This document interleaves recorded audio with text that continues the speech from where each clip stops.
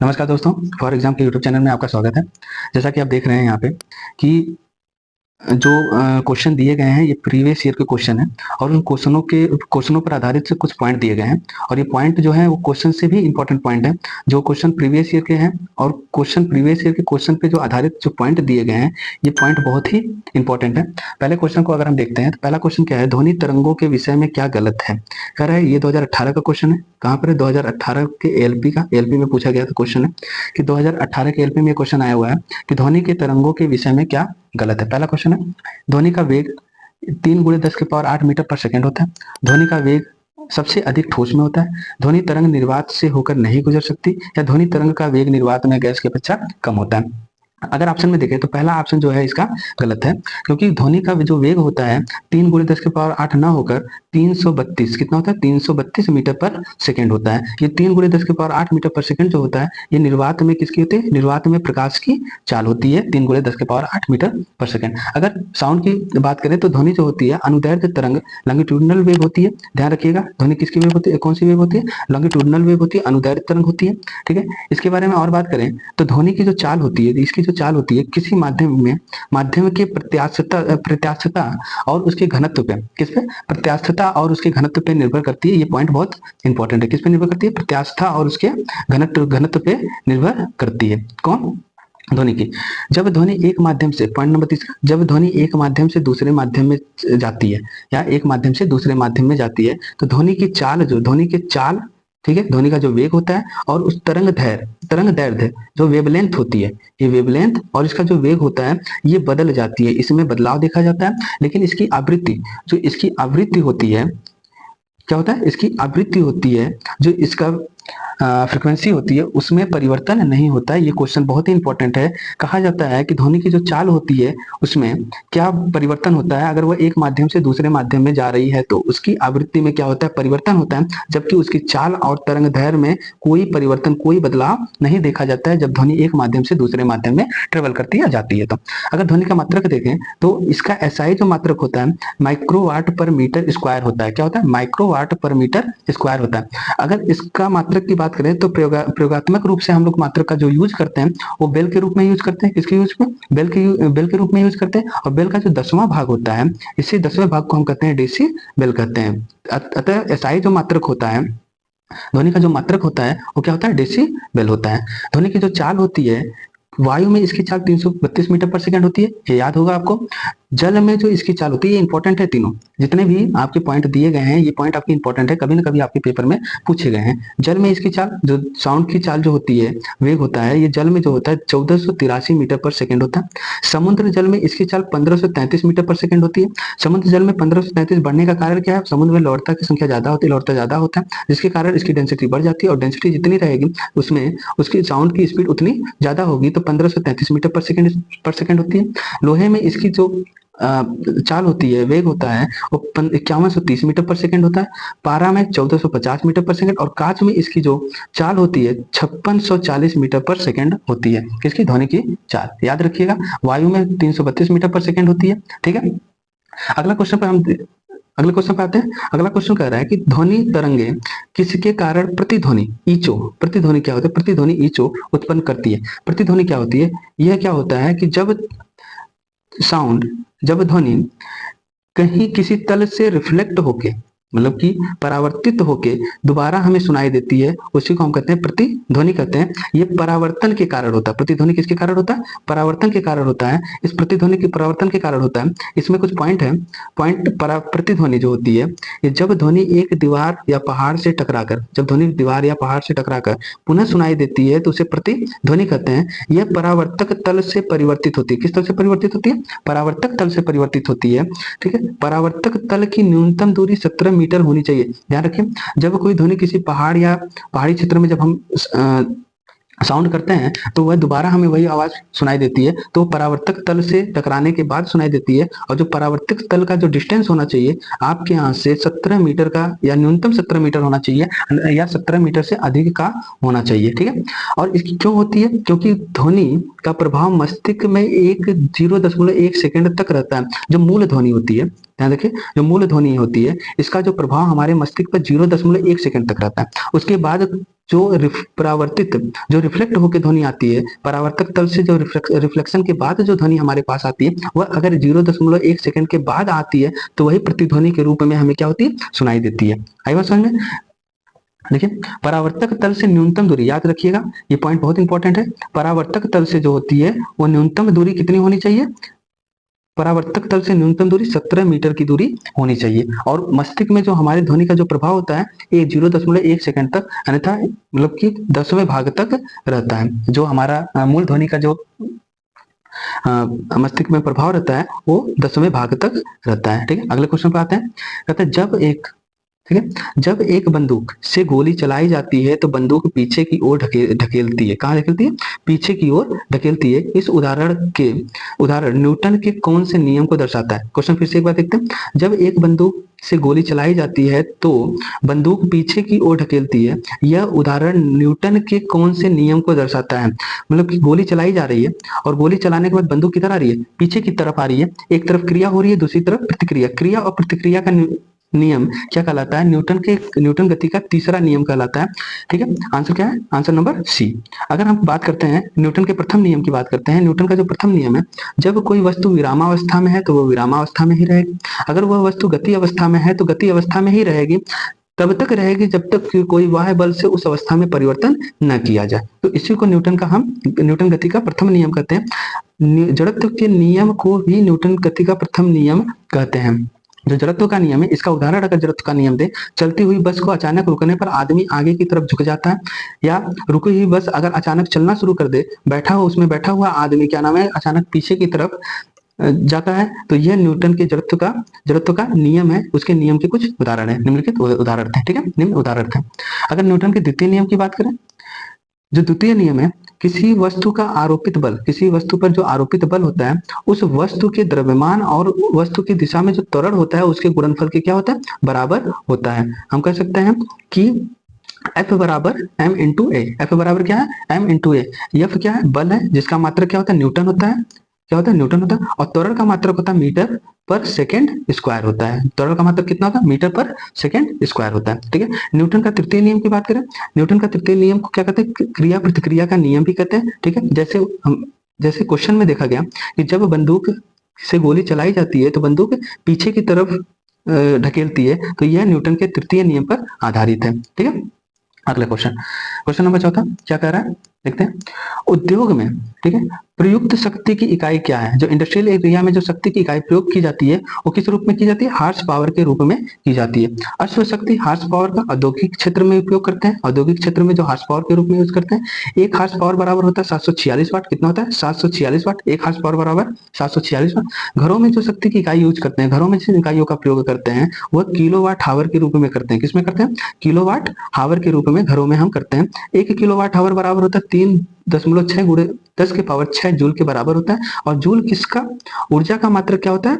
ऊर्जा का मात्रक होता है जूल के रूप में करते हैं। और 1 किलोवाट किसके बराबर होता है? 1 यूनिट के बराबर होता है। 1 किलोवाट बराबर होता है 1000 वाट। जब 1000 वाट हो जाता है तो वो 1 यूनिट के बराबर हो जाता है। ठीक है, घरों में जो विद्युत सप्लाई होती है, हमारे घरों में जो विद्युत सप्लाई होती है वो 220 वोल्ट की होती है। इंपॉर्टेंट यहाँ पे ये है कि जो 220 वोल्ट की सप्लाई होती है वो एसी धारा में होती है, लेकिन उसकी जो आवृत्ति होती है वो 50 हर्ट्ज के बराबर होती है। कितनी होती है? 50 हर्ट्ज। क्वेश्चन ये इंपॉर्टेंट है कि कितनी सप्लाई होती है? 220 वोल्ट होती है। क्वेश्चन पूछा गया था उसकी आवृत्ति कितनी होती है, फ्रिक्वेंसी कितनी होती है? 50 हर्ट्ज के बराबर होती है। अगले क्वेश्चन पर आते हैं। क्वेश्चन नंबर 5वां कह रहा है निम्नलिखित उपकरणों में से कौन सा चालक विभवांतर बनाए रखने में मदद करता है? आंसर है विभवांतर को, पोटेंशियल को बनाए रखने में मदद करता है। आंसर नंबर पहला विद्युत सेल और या बैटरी। ये क्या करता है कि विद्युत सेल जो होता है, पॉइंट को देखते हैं। विद्युत सेल जो होता है ये दो बिंदुओं के बीच विभवांतर को बनाए रखता है। क्या करता है? दो बिंदुओं के बीच विभवांतर को बनाए रखता है ताकि विद्युत प्रवाह लगातार बने रहे। विद्युत प्रवाह को लगातार बनाए रखने के लिए ये विभवांतर को दो बिंदुओं के बीच बनाए रखता है। विद्युत सेल के 2 प्रकार के होते हैं, प्राथमिक सेल या द्वितीयक सेल। जो प्राथमिक सेल होता है यह रासायनिक ऊर्जा को विद्युत ऊर्जा में, किसमें? रासायनिक ऊर्जा को विद्युत ऊर्जा में परिवर्तित करते हैं। इसी प्राथमिक सेल को अगर कहा जाए तो ये यूज एंड थ्रो है। क्या है? यूज करो और फेंक दो। एक बार ही प्रयोग में लाया जाता है और फिर दोबारा इसको ये बेकार हो जाता है, दोबारा प्रयोग में नहीं आता है। इसका मुख्य इंपॉर्टेंट पॉइंट है कि इसके उदाहरण, प्राथमिक सेल के जो उदाहरण है, जो प्राथमिक सेल है हमारा, इसके जो उदाहरण है बोल्ट सेल, ठीक है, शुष्क सेल, डेनियल सेल, लैक्लांसे सेल, इस प्रकार के जो सेल हैं ये प्रथम प्राथमिक सेल के उदाहरण है। ठीक है, ध्यान रखिएगा, यूज एंड थ्रो, एक बार आप रासायनिक ऊर्जा को विद्युत ऊर्जा में परिवर्तित कर लिए फिर उसके बाद उसका दोबारा प्रयोग नहीं कर सकते। लेकिन जो द्वितीयक सेल होता है, ठीक है, द्वितीयक सेल जो होता है ये पहले विद्युत ऊर्जा को रासायनिक ऊर्जा में और फिर रासायनिक ऊर्जा को किसमें परिवर्तित करता है, विद्युत ऊर्जा में परिवर्तित करता है। इस सेल को हम रिचार्जेबल सेल भी कहते हैं। इसे रिचार्ज करके पुनः हम क्या करते हैं, यूज में ला सकते हैं। जैसे बैटरी में, जैसे वाहन के बैटरियों में हम देखते हैं कि रिचार्ज होती रहती है बैटरी हमेशा, इमरजेंसी लाइट में या आदि उपकरणों में हम इस सेल का यूज करते हैं। क्वेश्चन हमारा क्या था, क्वेश्चन था कि निम्नलिखित उपकरणों में कौन सा चालक विभवांतर को बनाए रखता है, कौन सा चालक, सेल अथवा बैटरी। एमीटर का प्रयोग विद्युत की धारा मापने में, वोल्ट मीटर का प्रयोग विभवांतर को मापने में, और गैल्वेनोमीटर का प्रयोग जो होता है ये आप कमेंट बॉक्स में बताएंगे गैल्वेनोमीटर का प्रयोग कहाँ पे होता है, किस रूप में होता है। ठीक है, अगला क्वेश्चन नंबर 6वां, क्वेश्चन नंबर 6, पानी से भरे एक ग्लास में रखा गया नींबू ग्लास को बगल से देखने पर वास्तविक आकार से बड़ा दिखाई देता है। पॉइंट देखिए, अगर किसी ग्लास में नींबू रखा हुआ और पानी से भरा गया है तो ग्लास को देखने पर बगल से अगर देखा जाए, ग्लास शीशे की है, अगर बगल से देखा जाए उसमें जो नींबू है वह क्या होता है, बड़ा दिखाई, वास्तविक रूप से बड़ा दिखाई देता है। कारण क्या है, जब कोई वस्तु क्या होता है एक माध्यम से दूसरे माध्यम में जाती है तो अपने नॉर्मल से विचलित हो जाती है, वो अभिलंब से क्या होती है, विचलित हो जाती है। तो अगर वह सघन से विरल में जा रही है तो क्या होता है, तो किरण क्या होती है, नॉर्मल की तरफ, अभिलंब की तरफ आती हुई प्रतीत होती है। अगर वो विरल से सघन की तरफ जाती है तो अभिलंब से दूर होकर जाती है। तो यह कार्य जो होता है प्रकाश के अपवर्तन के कारण होता है। तो अतः जो वास्तविक रूप से आकार का बड़ा दिखाई देना होता है वो प्रकाश के अपवर्तन के कारण क्या होता है कि ग्लास में रखा नींबू जो होता है वो वास्तविक रूप से बड़ा दिखाई देता है। किसके कारण, प्रकाश के अपवर्तन के कारण। अगर प्रकाश के अपवर्तन की बात करें तो जब प्रकाश की किरण एक माध्यम से दूसरे माध्यम में जाती है तो वह क्या होता है, प्रकाश वो अपने मार्ग से विचलित हो जाती है। ठीक है, एक माध्यम से दूसरे माध्यम में जाने पर वह अपने मार्ग से क्या होती है, विचलित हो जाती है। जैसे इसमें अगर प्रकाश के रंगों के भिन्न भिन्न होते हैं, अपवर्तनांक रंगों के भी भिन्न भिन्न होते हैं, प्रकाश में जो रंगों के अपवर्तनांक होते हैं वो भी भिन्न भिन्न होते हैं। भिन्न भिन्न का मतलब ये हुआ कि अगर लाल रंग है, लाल रंग का जो अपवर्तनांक होता है कम होता है। किसका अपवर्तनांक कम होता है, लाल रंग का। और बैगनी रंग का अपवर्तनांक अधिक होता है। याद रखिएगा, ये इंपॉर्टेंट है कि लाल रंग का जो अपवर्तनांक है, ठीक है, रिफ्लेक्शन है, वो कम होता है। बैगनी रंग का जो अपवर्तनांक है वो अधिक होता है। जबकि तरंग दैर्घ्य जो होती है लाल रंग की अधिक होती है, जो वेवलेंथ होती है वो लाल रंग की अधिक होती है और बैगनी रंग की क्या होती है, कम होती है। लाल रंग का अपवर्तनांक कम होता है और तरंग दैर्घ्य अधिक होता है। बैगनी रंग का जो होता है अपवर्तनांक अधिक होता है और तरंग दैर्घ्य क्या होती है, कम होती है। इंपॉर्टेंट पॉइंट है। अपवर्तनांक की घटनाओं के बारे में बात करें, जैसे तारों का टिमटिमाना, मछली का वास्तविक गहराई से ऊपर दिखाई देना, ठीक, इस तरह के। या और भी कर सकते हैं, जैसे नदी में या किसी पानी में अगर डंडे को या किसी छड़ को डालते हैं तो छड़ क्या टेढ़ी दिखाई देना, ये भी अपवर्तनांक की घटनाओं का कारण है। क्यों कारण है, क्योंकि जब हम किसी एक माध्यम से वह वस्तु दूसरे माध्यम में प्रवेश करती है तो वह अपने मार्ग से विचलित हो जाती है, अभिलंब से दूर हटती है, अभिलंब के पास आती हुई प्रतीत होती है। दूसरा, पूर्ण आंतरिक परावर्तन की अगर हम बात करें, पूर्ण आंतरिक परावर्तन क्या होता है, इसमें वस्तु अत्यधिक चमकीली दिखाई देती है, अत्यधिक चमकती हुई दिखाई देती है। इसकी अगर घटनाओं की बात करें तो हम क्वेश्चन में पूछा जाता है कि हीरे का चमकना है उसकी किसके कारण होता है, पूर्ण आंतरिक परावर्तन के कारण हीरे का चमकना होता है। ठीक है, कांच के टुकड़े का चमकना, ठीक है, इसमें पूर्ण आंतरिक परावर्तन होता है। पानी के बुलबुलों का चमकना भी पूर्ण आंतरिक परावर्तन की घटना है। इसके अलावा अगर और भी घटना की बात करें, जैसे अगर हम देखते हैं कि रेत जो होती है, रेत पे जब प्रकाश की किरणें पड़ती हैं तो इस पर भी आंतरिक परावर्तन अधिक होता है, जिसके कारण ये अत्यधिक रूप से क्या होती है, चमकती हुई प्रतीत होती है। मरुस्थलीय क्षेत्र में इसको देखने पर इसे मरीच के रूप में इसे जानते हैं। ये कार्य भी पूर्ण आंतरिक परावर्तन के कारण होता है। क्वेश्चन नंबर 7वां क्या कर रहा है, किसी वस्तु के द्वारा क्या कर रहा है, किसी वस्तु के द्वारा, एक बार सही से इसको करते हैं, किसी वस्तु के द्वारा उसके स्थिति या विन्यास द्वारा प्राप्त ऊर्जा को क्या कहा जाता है। अब क्वेश्चन एक बार फिर, किसी वस्तु के द्वारा उसकी स्थिति द्वारा प्राप्त ऊर्जा को कहा जाता है, क्या कहा जाता है, विद्युत ऊर्जा, गतिज ऊर्जा, स्थितिज ऊर्जा या परमाणु ऊर्जा। कौन सी ऊर्जा होती है, स्थिति के द्वारा, किसके द्वारा हो रही है, स्थिति के द्वारा हो रही है